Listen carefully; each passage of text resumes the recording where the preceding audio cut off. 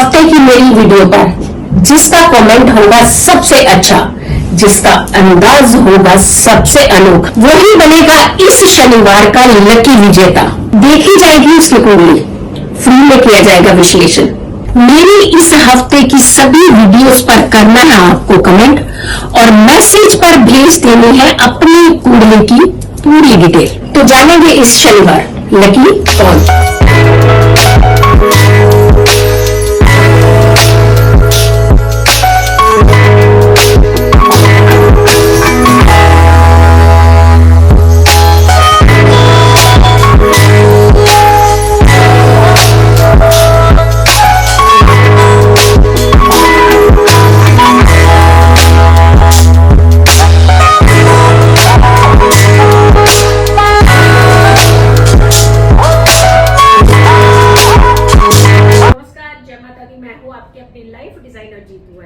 ओम नमः शिवाय।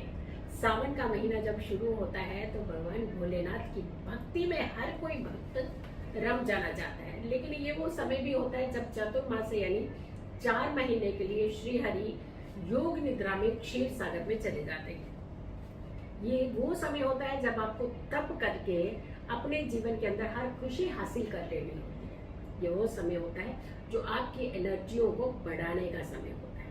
चलिए, पहला सोमवार, दिव्य सोमवार के साथ श्रावण के महीने की शुरुआत हो रही है और ये दिव्य सोमवार में बहुत अच्छे योग बन रहे हैं। कई सारे ऐसे संयोग बन रहे हैं कि अगर आप शादी को लेकर के ज्यादा चिंतित हैं तो इससे अच्छा और समय आपको दिव्य समय, दिव्य दिन आपको मिलेगा ही नहीं। ऐसे में क्या करना है और कौन से ऐसे योग संयोग बन रहे हैं, कौन सी ऐसी उपलब्धियां हैं जो आप सावन के सोमवार के व्रत करने से हासिल कर सकते हैं। कहते हैं सावन के महीने के व्रत अगर आप कर लेते हैं, सोमवार के व्रत कर लेते हैं तो 16 सोमवार जैसे व्रत का लाभ आपको मिलता है। सबसे पहले अगर शादी को लेकर के चिंतित है तो आप सोमवार के व्रत कर सकते हैं। कुछ उपाय हैं, एक बड़ा ही दिव्य उपाय है जो हम आपको बताने जा रहे हैं। इस उपाय को आप जरूर कीजिएगा और इस बार 5 सोमवार पड़ेंगे।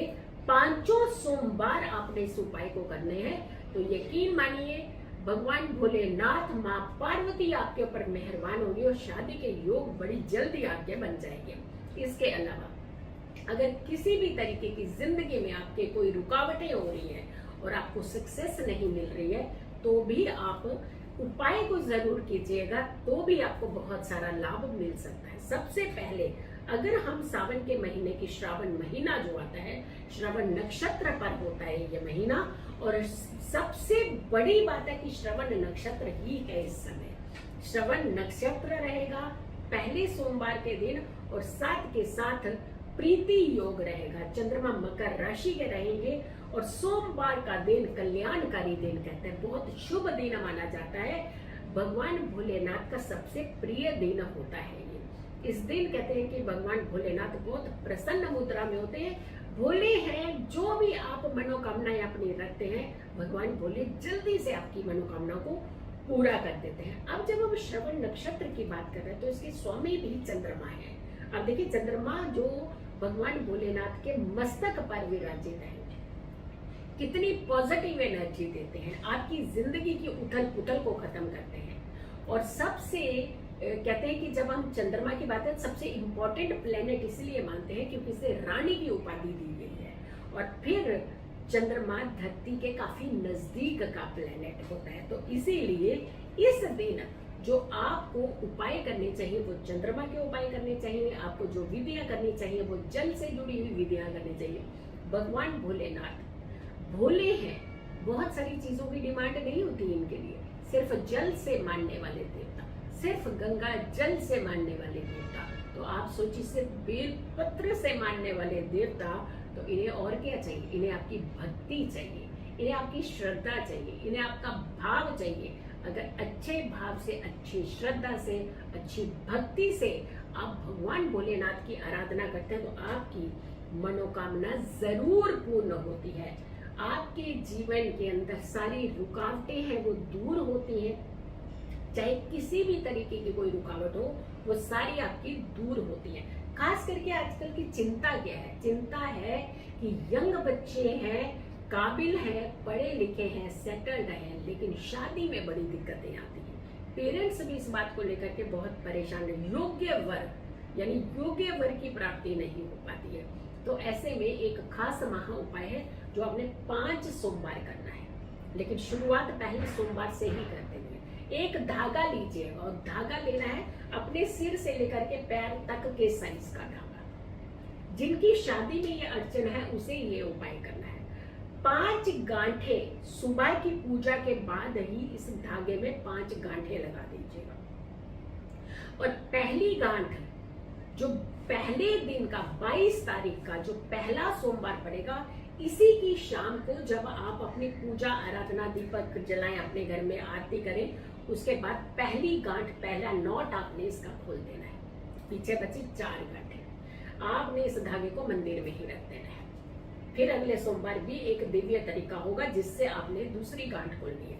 जो पहली गांठ जब आप खोल रहे हैं, ओम नमः शिवाय 108 बार मंत्र के जाप करने हैं। उसके बाद आपने इस गांठ को खोल देना है और भगवान का ध्यान करते हुए, माँ पार्वती का ध्यान करते हुए, ये वहीं आपने अपने घर के पूजा स्थान में इस धागे को रख देना है। बेल पत्र के ऊपर ओम नमः शिवाय यानी 3 पत्तियां होती हैं। एक बेल पत्र की 3 पत्तियां होती हैं। एक पे ओम, एक पे नमः, एक पे शिवाय लिखना है। ये आपने लिखना है पीले चंदन के साथ, और इसे आपने हमेशा उल्टी तरफ ही लिखा जाता है और उल्टा ही चलता है। तो इसे आप शिवलिंग पर भी चढ़ा सकते हैं या फिर घर के अंदर कोई भी आपके भगवान भोलेनाथ की तस्वीर है तो उनके आगे भी रख सकते हैं। गंगा जल का छींटा उस तस्वीर के ऊपर है, और अगर शिवलिंग है तो शिवलिंग पर भी आप गंगा जल चढ़ा सकते हैं। अगर शिवलिंग नहीं है, तस्वीर है, तो तस्वीर के ऊपर आप गंगा जल का छींटा कर दीजिए। कुछ समय आप ध्यान कीजिए भगवान भोलेनाथ का।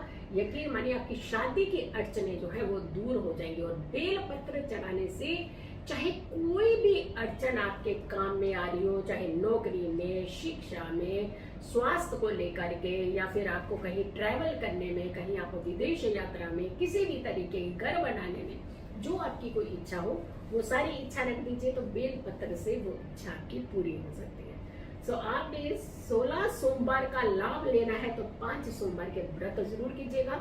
हर बार इसी धागे का एक दिव्य प्रयोग बताया जाएगा जो आपने करना है, और फिर जब 5वां दिन होगा तो इस धागे का आपने विलक्षण एक प्रयोग करना है।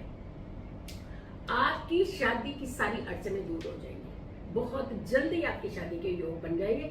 तो हर सोमवार की वीडियो को आपने जरूर देखना है, क्योंकि ये वीडियो आपने रोकनी नहीं है। रोकेंगे तो फिर शादी रुकेगी। आपने इस वीडियो को बहुत सारे लोगों को जरूर शेयर करना है, इसे बिल्कुल ब्लॉक नहीं करना है और आगे बढ़ाते जाना है इस वीडियो को। और आपने साथ के साथ जय माता दी, ओम नमः शिवाय मेरी इस वीडियो पर जरूर लिखें। खुश रहिए, स्वस्थ रहिए, पॉजिटिव रहिए।